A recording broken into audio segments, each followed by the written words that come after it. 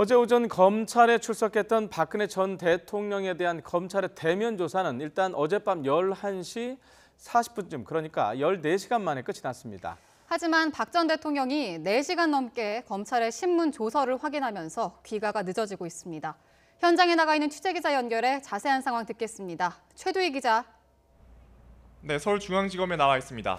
네, 어제부터 새벽까지 고생이 많은데요. 아직 검찰청사를 나오지 않은 것을 보면 조사 내용을 계속해서 박 전 대통령이 확인을 하고 있다, 이렇게 봐야겠죠?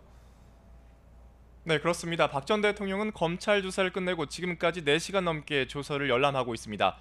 앞서 새벽 2시가 지나 서울중앙지검 현관문까지 열리면서 박 전 대통령 귀가가 임박했다는 관측이 나왔지만 다시 조서 확인에 시간이 걸리고 있는 것으로 보입니다. 앞서 검찰은 박 전 대통령에 대한 조사가 어젯밤 11시 40분쯤 모두 끝났다고 밝혔는데요. 자정 직전까지, 그러니까 14시간 정도 고강도 조사를 받은 겁니다.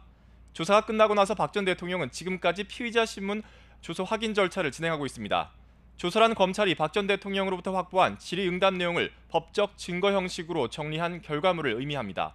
박 전 대통령이 이 내용을 직접 열람한 뒤 이상이 없음을 확인하고 서명하면 절차가 모두 마무리됩니다. 박 전 대통령은 조서 확인이 끝나는 대로 서울 삼성동에 있는 자택으로 돌아갈 전망입니다. 네, 그렇다면 검찰은 조사 과정에서 박 전 대통령에게 어떤 혐의에 대해서 집중적으로 질문했습니까?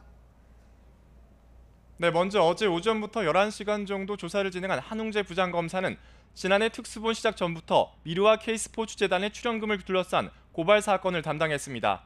따라서 이번 국정농단 사태가 촉발된 두 재단 출연금 강요와 관련한 질의에 중점을 둔 것으로 전해졌습니다.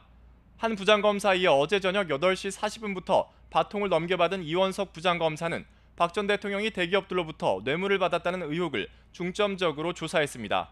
앞서 특검은 이재용 삼성 부회장을 뇌물 공여 혐의로 구속하는 등 재단 출연금의 대가성 여부를 집중적으로 파고들었는데요. 검찰 역시 SK와 롯데 등 다른 대기업들이 뇌물 공여 정황을 주시하며 수사에 속도를 냈습니다.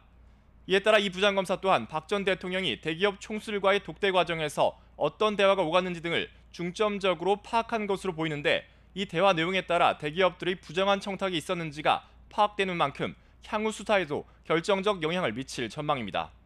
검찰은 일단 오늘 박 전 대통령을 집으로 돌려보낸 뒤 구속영장 청구 등 신병 처리 방향을 결정할 것으로 보입니다. 특히 구속영장 청구를 선택할지 불구속 수사를 할지를 두고 김순환 검찰총장은 고심을 거듭할 것으로 보입니다. 지금까지 서울중앙지검에서 YTN 최두입니다.